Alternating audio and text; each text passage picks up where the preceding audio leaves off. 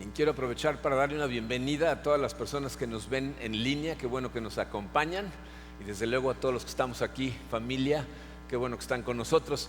Estamos atravesando por esta interesante serie titulada Definidos. Básicamente de lo que se trata esta serie es hablar acerca de la importancia de tu identidad como persona. Sean conscientes de estas cosas o no, cada uno de nosotros tiene una identidad. Y aunque nunca te hayas puesto a pensar en estas cosas, esa identidad está grabada en tu corazón y es de crucial importancia para tu vida porque determina cómo te percibes a ti mismo, cuánto valor piensas que tienes como persona, cuál es el propósito para el que estás aquí, a quién le perteneces. Todas esas cosas vienen de tu identidad. Si no han escuchado los mensajes previos a este mensaje, de verdad los invito a que los escuchen, son muy importantes.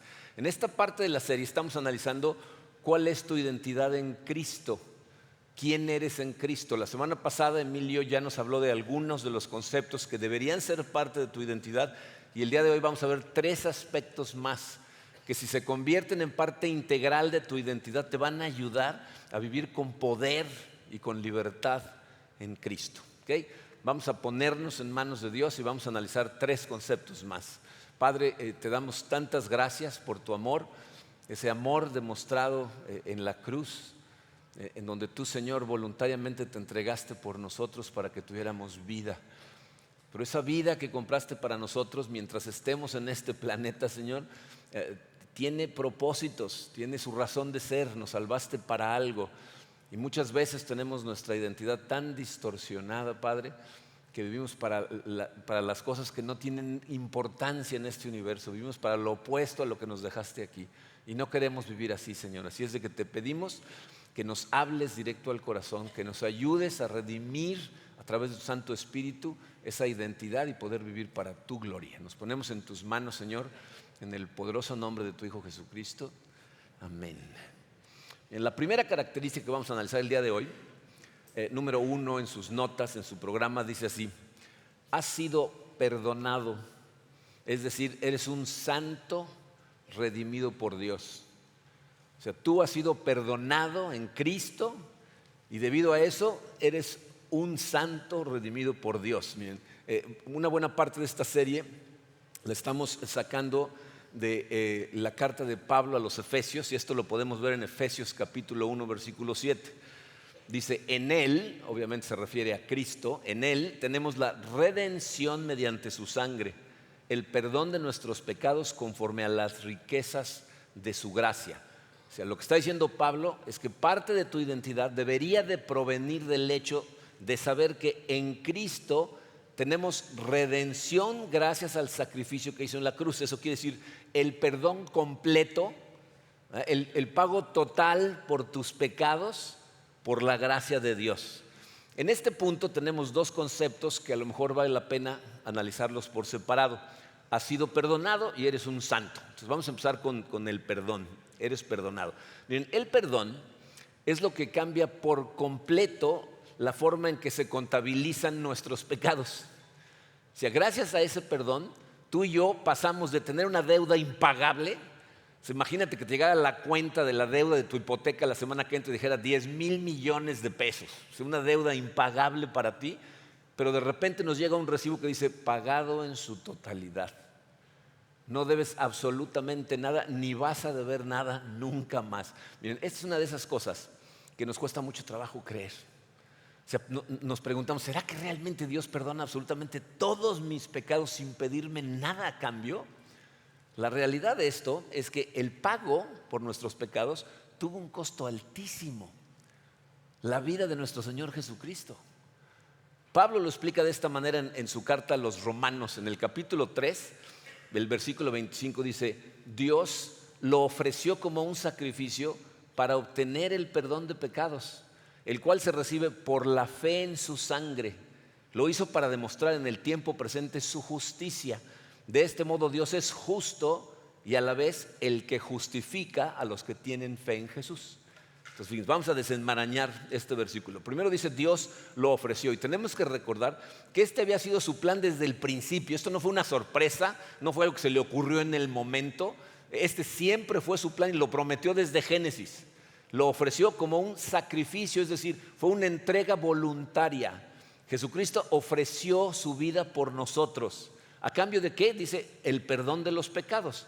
O sea, tu cuenta está en blanco. Ya no debes absolutamente nada. ¿A quién le fue entregado ese perdón? Dice, a quien pone su fe en su sangre. Es decir, en el sacrificio que Jesús realizó en la cruz. ¿Por qué lo hizo de esa forma? Nos dice ese versículo, para demostrar su justicia. Es decir, dice, las demandas de la ley, ¿no? El pago por los pecados que nosotros cometimos, tenían que ser satisfechos. El pago tenía que hacerse o Dios no sería justo. Imagínate un juez al que le llevaran un caso tuyo en donde una persona te había defraudado y te robó 500,000 pesos. Y hay evidencias, hay videos y el señor confesó, ¿no? Y el juez al final dice, bueno, pero me cayó bien, inocente, déjenlo ir. ¿Fue justo ese juez? Especialmente a tus ojos, ¿no? O sea, es como que inocente. ¿Y mis 500,000 pesos? ¿No? ¿Quién va a pagar por esto? Me defraudó, lo confesó. O sea, tú podrías decir que el juez es misericordioso, pero no puedes decir que fue justo. Pero ¿qué tal si el mismo juez dijera, no te preocupes, yo te voy a extender un cheque por los 500,000 pesos más los intereses que perdiste mientras los tuvo él, y aparte voy a entrar a la cárcel a pagar por la condena que le tocaba pagar por ser un criminal? Entonces, las demandas de la ley son satisfechas y tú fuiste resarcido por la pérdida y todo el mundo queda contento. Por eso lo que dice en la Biblia es, para demostrar su justicia, de este modo Dios es justo y el que justifica. ¿A quién justifica? A los que tienen fe en Jesús. Así es como funciona la gracia de Dios. Cuando tú pones tu fe en Cristo, fíjate, Dios ve tus calificaciones, o sea, ve todo lo que has hecho en tu vida, lo bueno y todo lo malo que has hecho, y luego toma las de Jesucristo. Las tuyas, como las mías, son una decepción, reprobado con 0. Las de Cristo son perfectas. Eso significa que Jesús vivió en completa obediencia a Dios. Sus calificaciones son perfectas y en una acción sorprendente y llena de amor, Dios toma tus calificaciones y las pone en la cruz y las clava a la cruz junto con Cristo, y a ti te da las calificaciones de Jesús. Hemos sido hechos justos a través de lo que hizo Jesucristo en la cruz. Por eso la Biblia le llama a ese proceso la justificación, porque nos hace justos. Por su gracia somos justificados gratuitamente mediante la redención, el pago que Jesús efectuó en la cruz. Esto explica lo que significan las palabras del discípulo Juan. En 1 de Juan, capítulo 1, versículo 9, Juan dice estas cosas. Si confesamos nuestros pecados, Dios, que es fiel y justo, nos los perdonará y nos limpiará de toda maldad.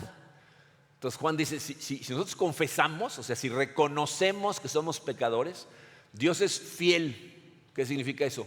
Que siempre cumple lo que promete. Pero aparte es justo. O sea, si Cristo ya pagó por nuestros pecados en la cruz, sería injusto exigir otro pago.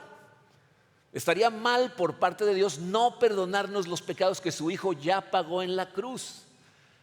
Y miren, yo sé que estas cosas como que nos alucinan y nos preguntamos, pero ¿cómo puede ser verdad esto? Suena demasiado bueno. La clave aquí se encuentra en las 2 primeras palabras del primer versículo que leímos, Efesios 1:7. Las 2 primeras palabras dicen, en Él. En Él tenemos la redención de nuestros pecados.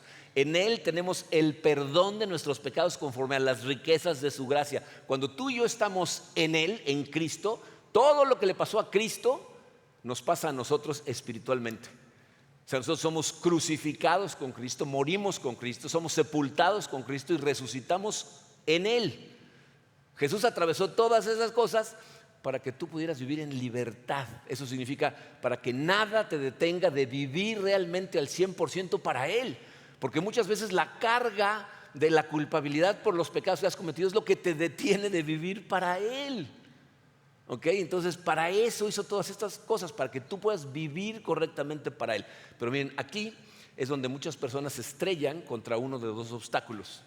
El primero es la letra A. Hay gente que piensa esto: no puedo creer que Jesús me haya perdonado a mí.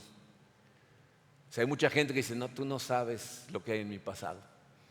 Tú no sabes la vida que he vivido. No puedo creer que estas cosas se apliquen a mí. A lo mejor tú eres una de esas personas. No puedes dejar de pensar en las cosas que has hecho. Ya recibiste a Cristo, confiaste en Él para salvación y redención, pero la culpabilidad sigue cargando tu corazón. ¿Sabes por qué pasa eso? Porque el enemigo te está atacando. El enemigo te está llenando la cabeza de mentiras y le crees más a él que a Dios. El enemigo se la pasa susurrando a tus oídos: ¿tú, perdonado con lo que has hecho? ¿Cómo te atreves a pensar que has sido perdonado? Tienes que escuchar esto claramente. El enemigo es un mentiroso. O sea, su naturaleza es mentir. Todo lo que sale de su boca son mentiras. Y tiene objetivos muy específicos. Fíjate, si tú no conoces a Cristo, si tú no le has entregado tu corazón a Cristo, entonces el enemigo te va a atacar para tratar de convencerte de que todas estas cosas que estoy diciendo son una bola de tonterías. Entonces, ¿cómo puedes creer estas tonterías? Que la salvación y que el perdón. Tú vive tu vida como tú quieras, vas a ser más feliz de esta manera. Esas son las mentiras para la gente que no conoce a Cristo. Pero aún si ya aceptaste a Cristo, ¿verdad?, ya aceptaste su regalo de salvación, entonces el enemigo te va a atacar haciendo, ¿sabes qué? Tratando de distorsionar tu identidad en Cristo para que no vivas para Él. Va a tratar de detenerte de que vivas para su gloria. Fíjate, una persona que es cristiano, o sea, que ha entregado su corazón a Cristo, pero no vive desde el perdón de Dios, se percibe a sí mismo como no digno. Yo no soy digno de nada. Y por eso todas tus relaciones con la demás gente, ¿no?, tu disposición para servirle a Dios, tu percepción misma de quién es Dios, están teñidas por la culpabilidad y la inseguridad.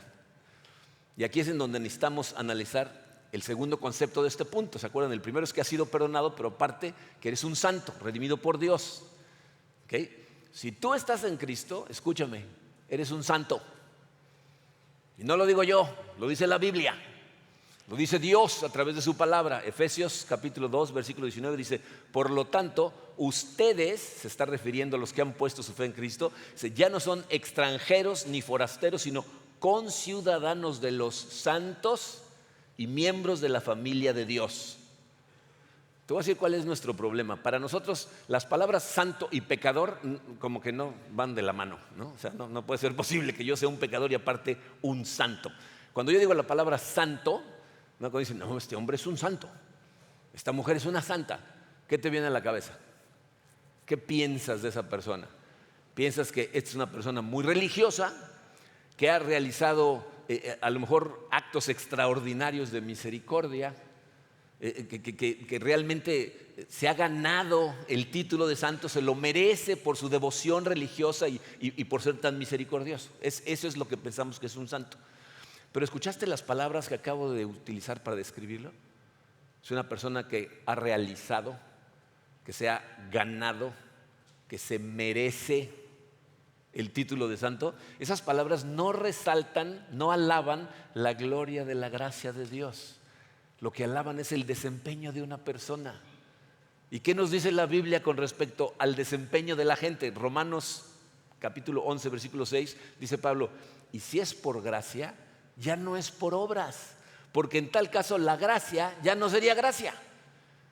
O sea, si tú te consideras Dios un santo por todo lo que has hecho, pues ya no te lo regaló Dios. Es trabajo que tú hiciste. Aunque la Biblia nos dice que no importa cuánto trabajo hagas, de todas maneras nunca vas a ser un santo por tus propios esfuerzos. En realidad un santo es una persona que ha sido apartada, eso significa llamada a una vida diferente para servirle a Dios.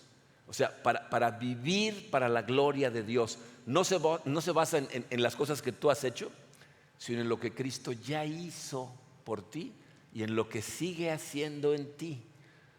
Ser santo y sin culpa no significa ser perfecto.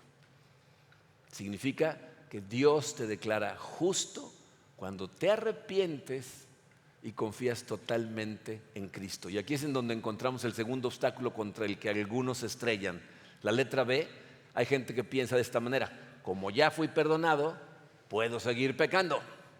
No, la gente dice: entonces ya me perdonó. ¿Y todo? ¿Hasta lo que voy a hacer mañana? Entonces, Señor, perdóname por lo que estoy a punto de hacer, ¿no? O sea, gente que piensa que puede vivir como le dé la gana. Tienes que entender esto acerca del perdón. Fíjate, el perdón de Dios está disponible para absolutamente todas las personas de este mundo, pero se recibe a través del arrepentimiento y la fe. Si recuerdan el primer sermón cristiano que fue predicado, digo, no les estoy diciendo viejos, no lo recuerdan porque ahí estuvieron, sino si leyeron el libro de Hechos de los Apóstoles, ¿se acuerdan cuál fue el primer sermón que se predicó en la historia del cristianismo? El apóstol Pedro, el día de Pentecostés, está predicando enfrente de un montón de judíos que vienen de diferentes países, y como ellos están hablando y todo el mundo los entiende en su propio lenguaje, todo el mundo está sorprendido, y entonces Pedro les explica qué es lo que está pasando. Pero les dice: a ese Cristo que Dios levantó, ustedes lo mataron, Dios lo resucitó y nosotros lo vimos. Y entonces ellos le dicen: ¿qué hacemos? Y fíjense lo que les contesta Hechos 3:19. Por lo tanto, arrepiéntanse, paso número 1, arrepiéntanse. Acuérdense que arrepentirse no significa sentirte mal acerca de algo que hiciste. Significa tomar la firme decisión de cambiar el rumbo de tu vida y ya no vivir de esa manera. Ese es el arrepentimiento. Dice: arrepiéntanse y vuélvanse a Dios. ¿Para qué? Para que sus pecados les sean perdonados. El perdón de Dios no es un permiso abierto para seguir pecando, ni una invitación a regresar a la vida que tenías antes.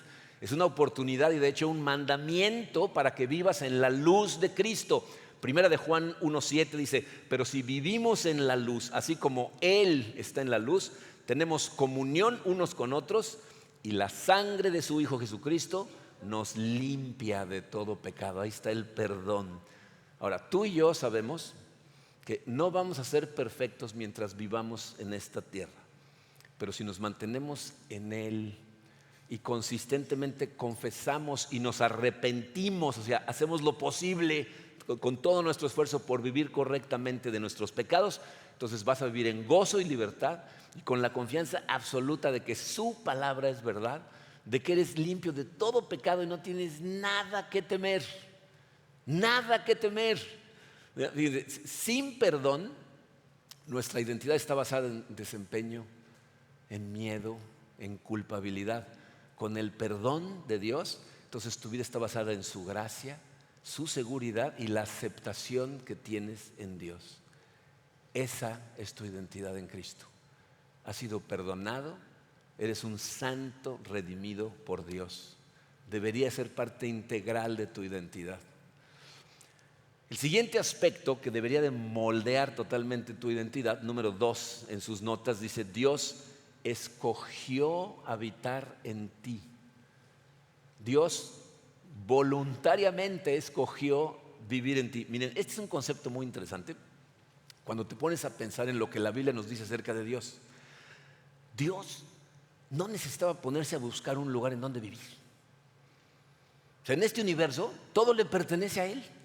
De hecho, la Biblia nos dice que todo físico o espiritual le pertenece a Él. Deuteronomio 10:14 dice: al Señor tu Dios le pertenecen los cielos y lo más alto de los cielos. Podría yo citarles aquí no saben cuántos versículos que nos hablan de cómo Dios es dueño de todo, pero no nada más nos dice que le pertenece a Dios, sino que tiene dominio total sobre todas las cosas en la tierra y en el cielo.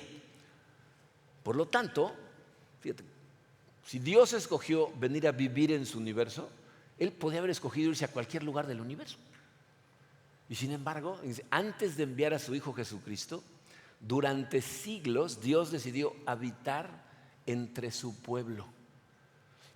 Después de liberar de Egipto al pueblo hebreo, Dios le dio a Moisés instrucciones muy claras para construir una como casa de campaña, que se conoce como la tienda de reunión, una tienda de campaña, la tienda de reunión o el tabernáculo.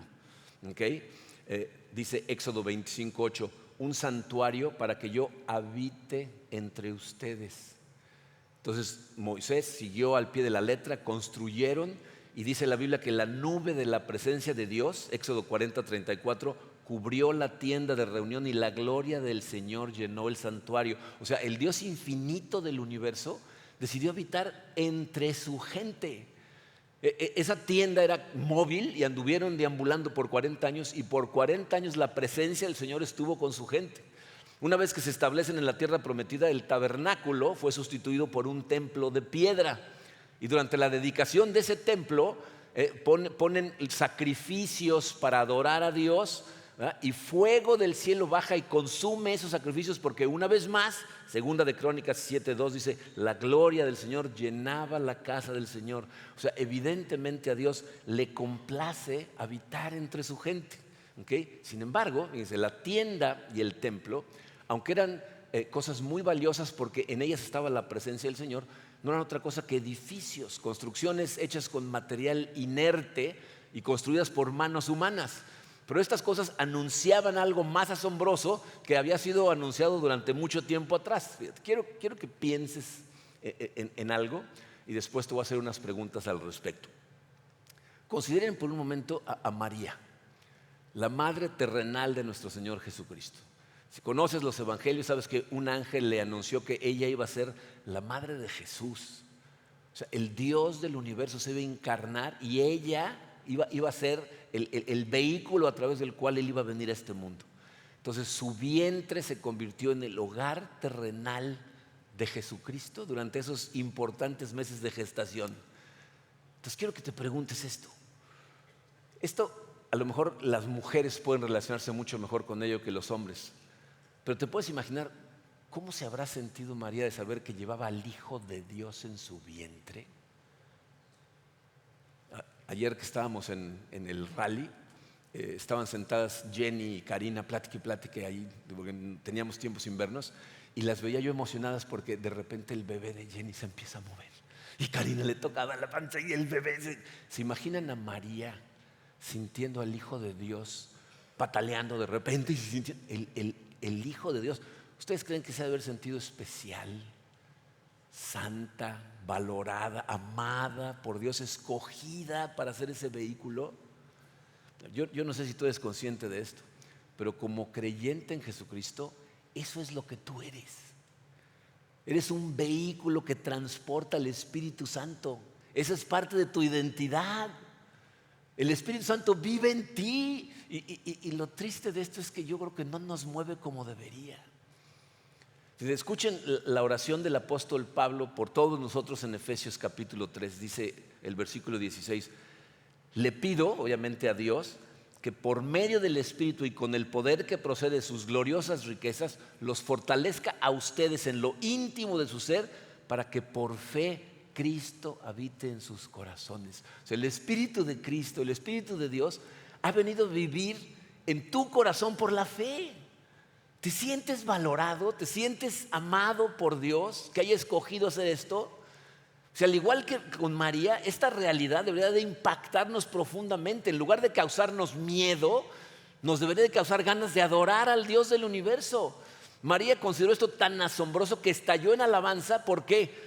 Lo dice ella en Lucas 1:48, porque se ha dignado fijarse en su humilde sierva. ¿Quiénes somos nosotros para que Dios se fije en nosotros y nos escoja para vivir ahí? Debería de causar lo mismo.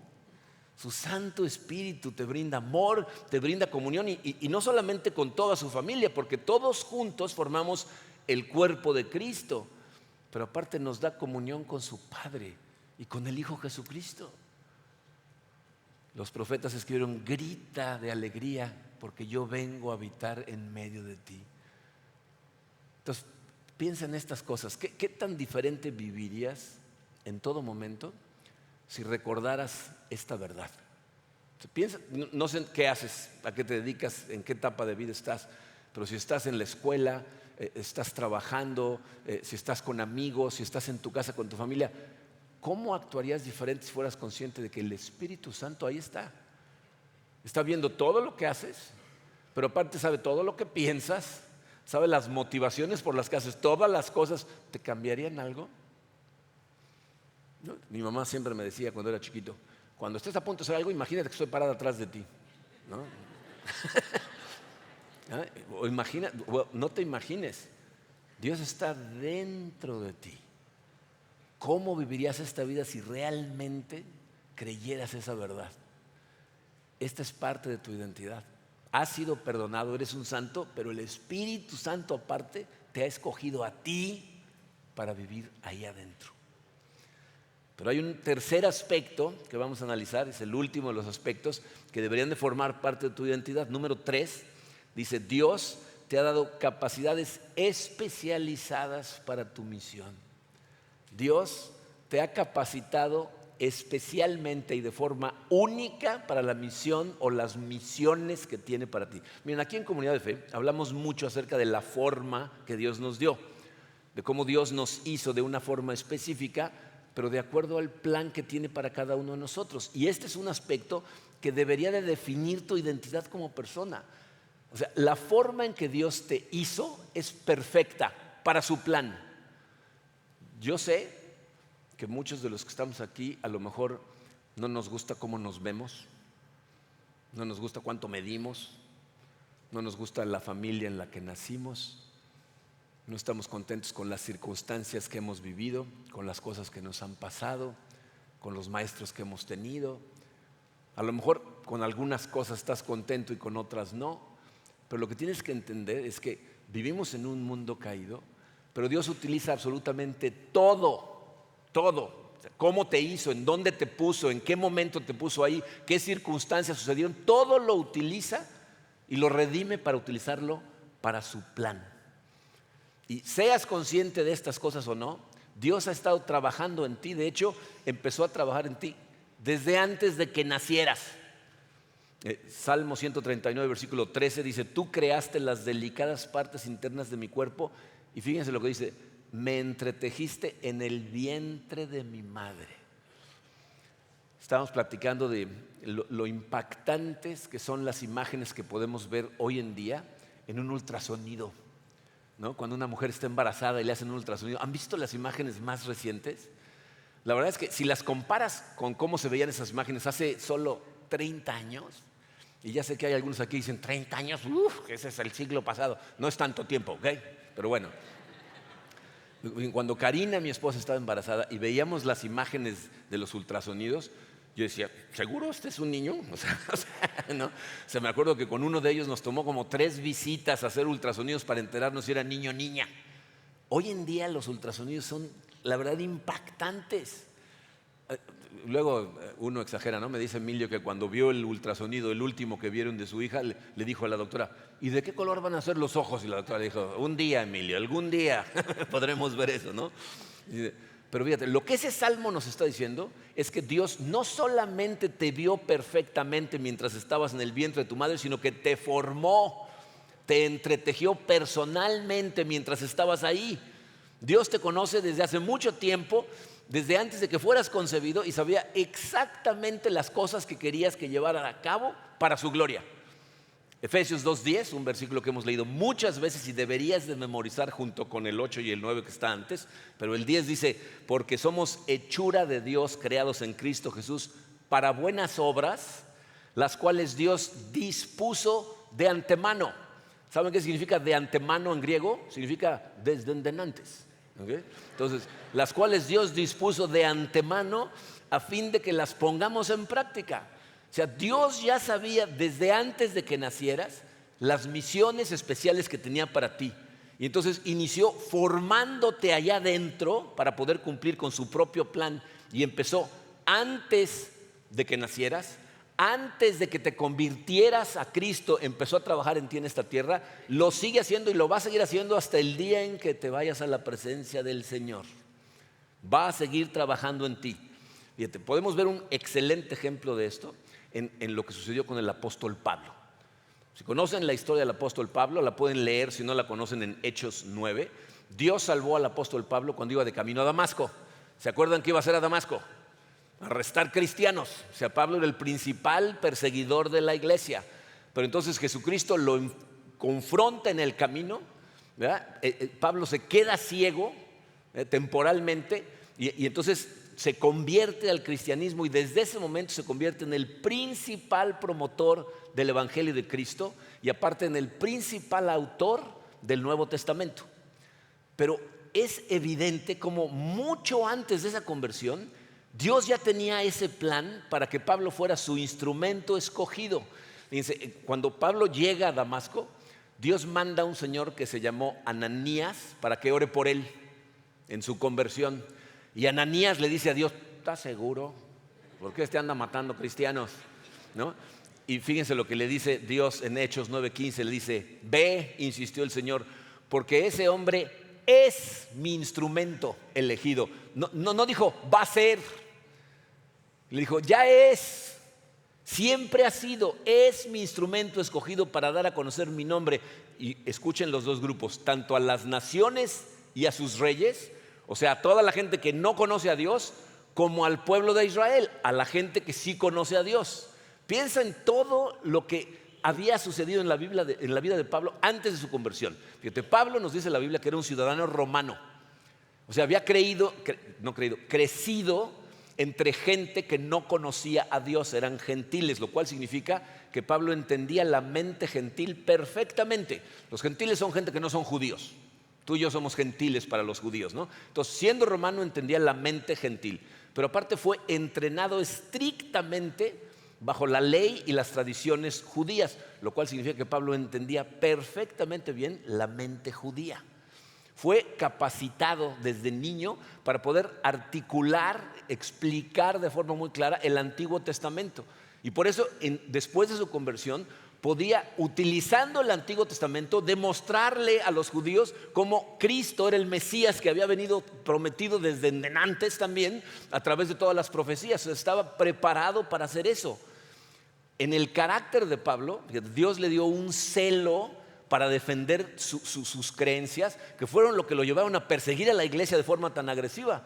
Pero cuando lo convirtió, entonces Pablo tenía la capacidad de ver el celo y la rabia en los ojos de los judíos, y entonces él entendía perfectamente las emociones que estaban sintiendo, y no nada más entendía las emociones, sabía las posibles consecuencias de esas emociones, porque lo habían llevado a él a ser un terrible pecador. ¿Y qué hace Dios? Dios toma todas esas fortalezas de Pablo y redime las que estaban pecaminosas, las que lo llevaban a ser agresivo y a matar gente. Al revés, dijo: ahora vamos a tomar todo esto, redimimos tus caminos, los hacemos perfectos. ¿Para qué? Para el trabajo que siempre he tenido planeado para ti. Desde antes de que nacieras ya estaba planeado. Y de la misma forma, Dios tiene un plan perfecto para ti. Entonces, todo lo que te ha pasado, todos los rasgos de carácter que tienes, todas las experiencias que has vivido en tu vida, las cosas que has aprendido, las buenas, las malas, tus éxitos y tus fracasos, todo lo que ha pasado, Dios lo toma, redime las cosas que necesitan ser redimidas y las utiliza para su plan, sin importar qué hay en tu pasado, sin importar qué has hecho. Si tú se lo permites al Señor, te va a utilizar de forma poderosa para su gloria. Y para que vean cómo esto no nada más pasa en la Biblia, quiero que escuchen el testimonio de Gloria, que es una mujer que sirve aquí en nuestra iglesia. Escuchen esto, por favor.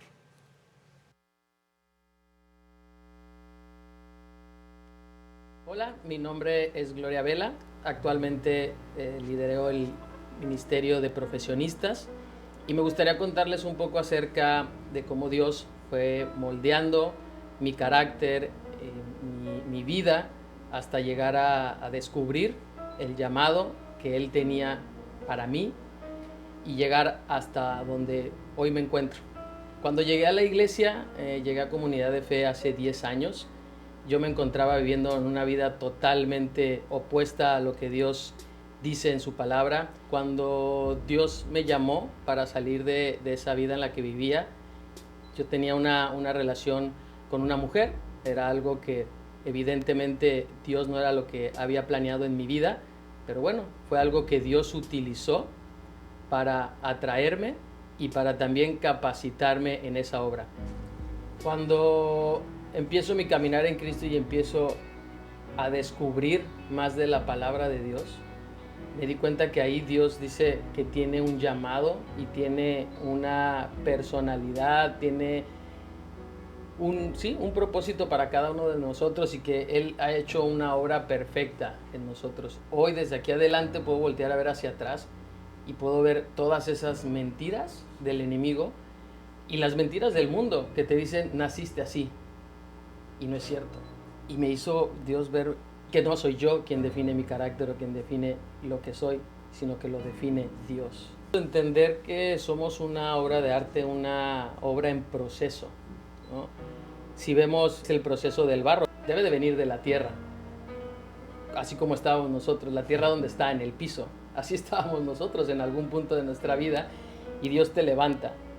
Y para que ese barro lo puedas moldear, tiene que haber agua, no sé si haya algún otro elemento, pero son elementos que Dios pone.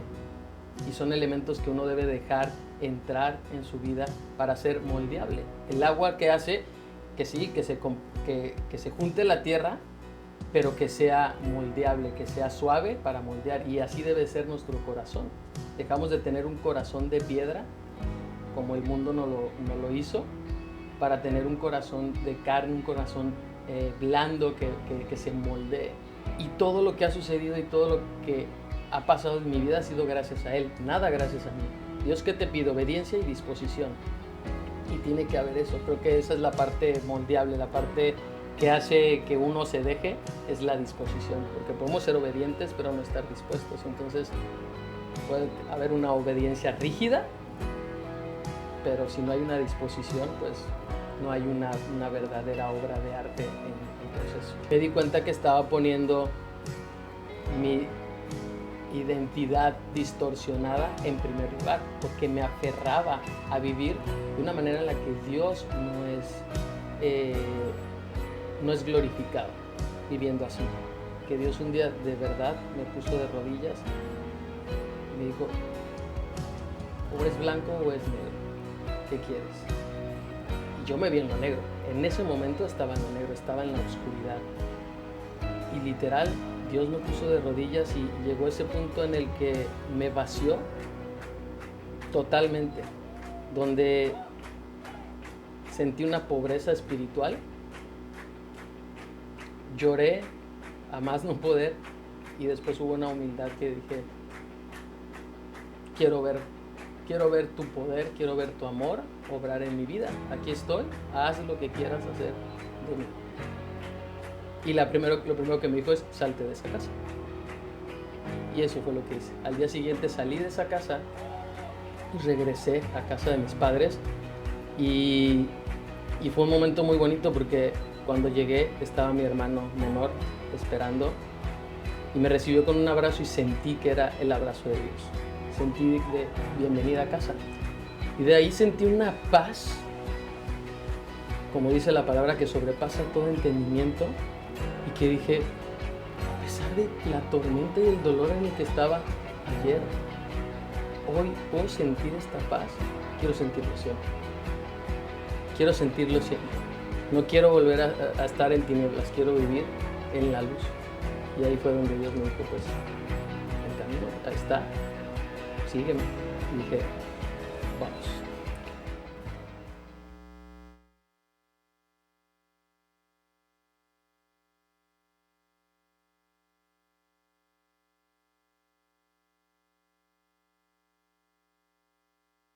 Fíjense, ¿qué hizo Dios con la vida de Gloria?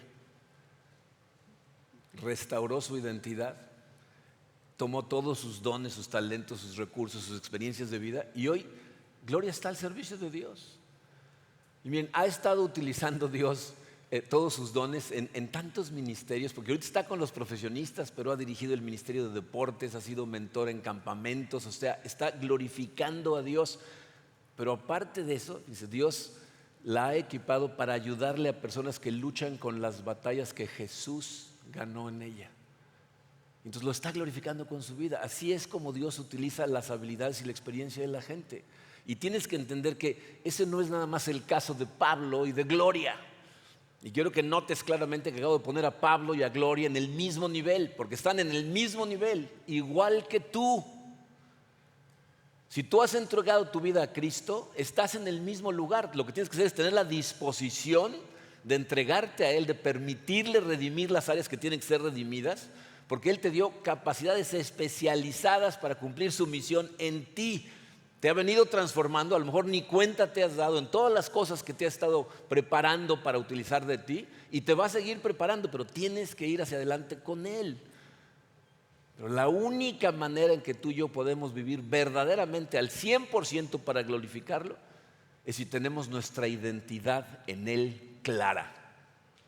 La identidad que el mundo te dio está distorsionada, son mentiras. Tu identidad es que eres amado como hijo adoptivo de Dios, fuiste salvado por Cristo, es por lo que Él ya hizo. Y si tú le entregas tu corazón, te arrepientes de tus pecados y te entregas a Él, entonces eres perdonado absolutamente de todo, eres un santo de Dios, el Espíritu habita en ti y todas tus capacidades van a ser utilizadas para la gloria de Dios. La única pregunta que sobra es: ¿estás listo para vivir tu vida basado en esa identidad? Porque entonces vas a ver la gloria de Dios en acción en tu vida, como nos lo acaba de platicar Gloria. Vamos a orar. Padre, Señor, yo sé cuánto trabajo nos cuesta, especialmente a los que tenemos un pasado muy tormentoso, creer estas cosas en nosotros. Te damos gracias, Señor, por haber puesto el testimonio de gente como Pablo y permitirnos escuchar el testimonio de Gloria, para darnos cuenta que estos no son historias que platica la gente que nació en una casa cristiana y toda su vida han estado viviendo para tu gloria, sino de gente que se equivocó en el camino, que creyó en las mentiras del mundo, que vivió de forma distorsionada hasta que un día nos encontraste en el camino a Damasco. Y tuviste misericordia de nosotros y nos salvaste, nos perdonaste, nos hiciste sentir amados, confortados y luego sorprendidos de ver que realmente quieres usarnos a nosotros. Gracias, Señor. Gracias por amarnos de esa manera. Gracias por tu salvación. Te pedimos, Señor, que transformes nuestros corazones, que rompas todas las barreras y los obstáculos, que nos permitas a nosotros creer en que estas cosas son para nosotros y que te permitamos nosotros a ti, Señor, demostrarnos cómo ahí estás, realmente viviendo en nuestro corazón y listo para usar todo lo que tenemos para tu gloria. Te pido por todas las personas que están escuchando estas palabras, Señor, que no te conocen. Ten misericordia de ellos, Señor, y que hoy sea el día en que quieran acercarse a ti, conocerte.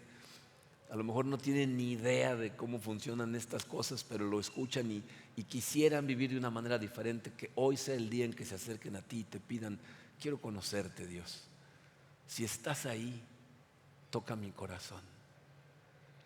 Y gracias por el nuestro, Señor. En el poderoso nombre de tu Hijo Jesucristo.